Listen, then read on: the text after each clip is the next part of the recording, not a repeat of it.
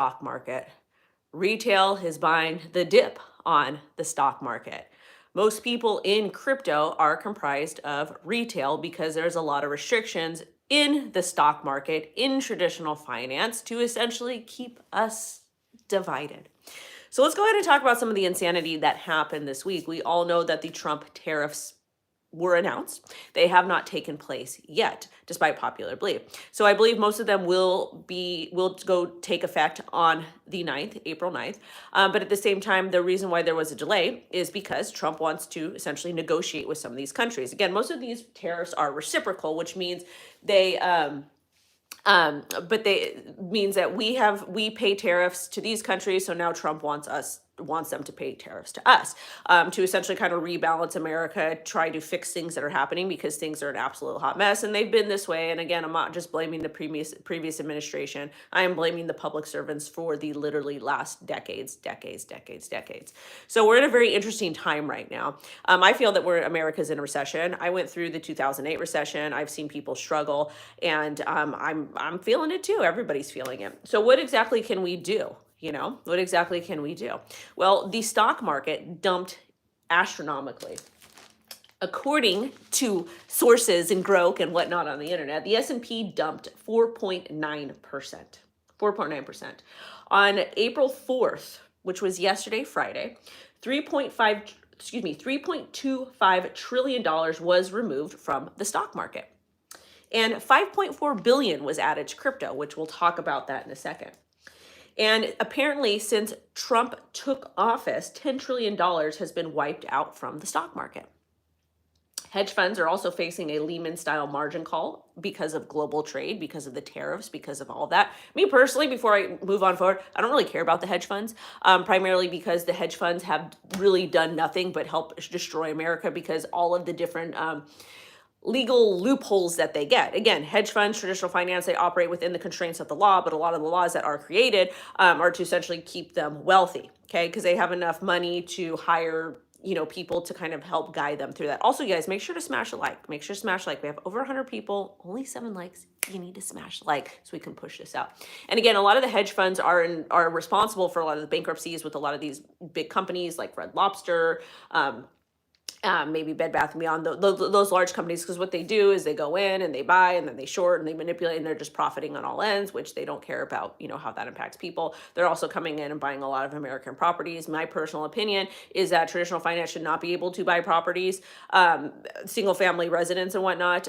Those should be reserved for the American people, because we have this crazy housing shortage, whatever. But anyways, I digress. And the unfortunate thing when we're talking about hedge funds and whatnot is that they take money, they play the stock market, they play traditional financial market, and when they need to be bailed out, the American taxpayers, we foot that bill. And I'm tired of it. I'm absolutely tired of it. I would absolutely love to be able to invest whatever I wanted to invest in, money that's literally printed. I'd love to be able to invest it however I want to invest it, and then if I lose, get reimbursed. I would love that. Not by the American people, because I think that's ghetto, but that's exactly how these hedge funds operate. Same with traditional finance with the banks. Banks, we are required to put our money into bank accounts. I don't know about you guys, but you pretty much cannot do business in America if you don't have a bank account. You can't even freaking rent an apartment, most of these cases. So we're forced to put our money into the banks. The banks then take our money and they gamble with it. They spend it, they invest it, and they hope to get a return. And then if they lose, we have to bail them out, which is problematic, right? I think it's problematic. So that's kind of what's happening right now, okay? Now, we talked about the hedge funds, and the interesting thing that we're also seeing happen right now is that with these tariffs, it's essentially going to force Powell to lower interest rates. And that's going to be done through inflation. Because again, he came out and said inflation is transitory, cost of goods and services are not. He came out and said a bunch of other terrible things as well, which is really, really unfortunate, primarily because so many Americans are struggling right now.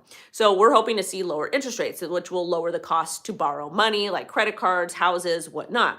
But again, the whole housing situation, that doesn't matter how low the interest rates are, that's still not going to benefit the American people too terribly much, because at the end of the day, there's people that are non-residents that are able to buy properties. The banks are able to buy properties, hedge funds and whatnot. So it really excludes the hardworking American. It excludes our kids, which is unfortunate. But that's also happening too. But probably the most interesting thing about crypto beating the stock market, which we're going to talk about Bitcoin price, XRP price in a second, so hold up, is that retail bought 4.7 billion in stocks. They bought the dip. They were buying the dip.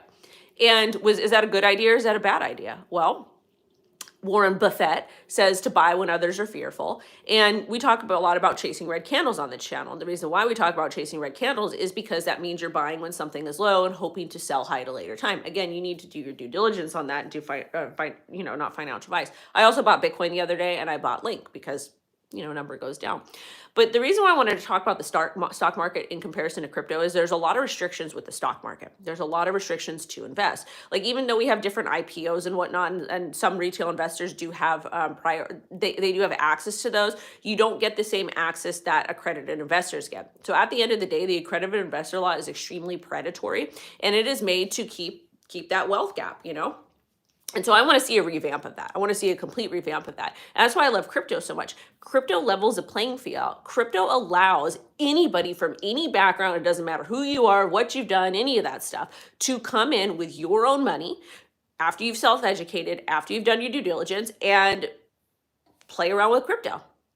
And if you're smart enough and you study enough and you work hard enough, you will do well. And that's not just through trading. That's not just through investing. There's a lot of different opportunities that happen in crypto. You can farm DeFi, you can farm airdrops, all kinds of stuff, okay?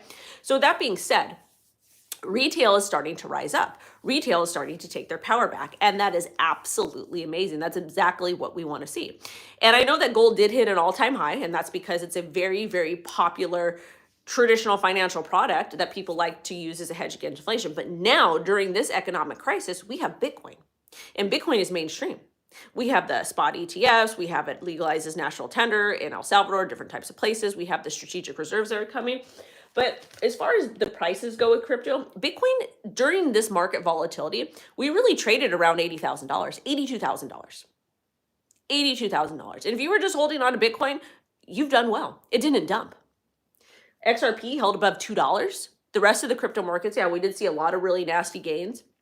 When we're talking about some of the top 100 projects, those are struggling just a little bit. But the projects that are struggling the most are going to be like the more volatile stuff, the really, really risky stuff. And that makes sense because there's not a whole lot of liquidity there to begin with anyways.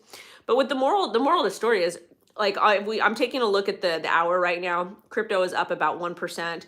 Taking a look at the daily, we're still down a little bit. And as far as the weekly goes, it's like half and half. There's some coins that are up 40%, some 10%, but mostly everything's down about 10%, et cetera. But the funny thing that I wanted to talk about is some of the more solid projects held their own ground. And in addition to that, Bitcoin held above $82,000. It sustained. We didn't have a lot of volatility. And also the funny thing about it is like the S&P dumped 4.9%. That's like a Tuesday in crypto. We get 10%, 20%, 30, 40, 50, 60% dumps across the board sometimes. Bitcoin is known to historically correct like 30% a week, maybe 20% a week. So moral of the story is if you are in crypto right now, you're probably outperforming the people in traditional finance and the stock market. So stay what you're doing, stick to the road. But also still be careful. Be careful what you decide to put money into. Be very cautious with the stock market because, again, it's completely manipulated. The stock market is literally a Ponzi. That's all it is. Crypto's Ponzi too, same thing, but crypto gives equal access to everyone. So at the end of the day, crypto did beat stocks. Bitcoin sustained this week and held steady, which a lot of people did not expect. And that just kind of shows the power of what's going on. And yes, crypto can dump. Bitcoin can dump. We could hit $70,000. But at the end of the day, I'd rather hold on to Bitcoin instead of some of these stocks. Before I could leave here, my 401k stock portfolio from 2017 when I had my job, it's like $40,000. It's sustained $40,000 this entire time. It hasn't gone up. It hasn't gone down. Well, it's dumped. But at the end of the day, my crypto portfolio has massively outperformed. But anyways, you guys, thank you so much for watching. If you're in crypto, you are ahead of the curve. You're able to critically think, you're able to self-educate yourself, and you will be just fine simply with Bitcoin. No, it's not recorded. This is live. Hello.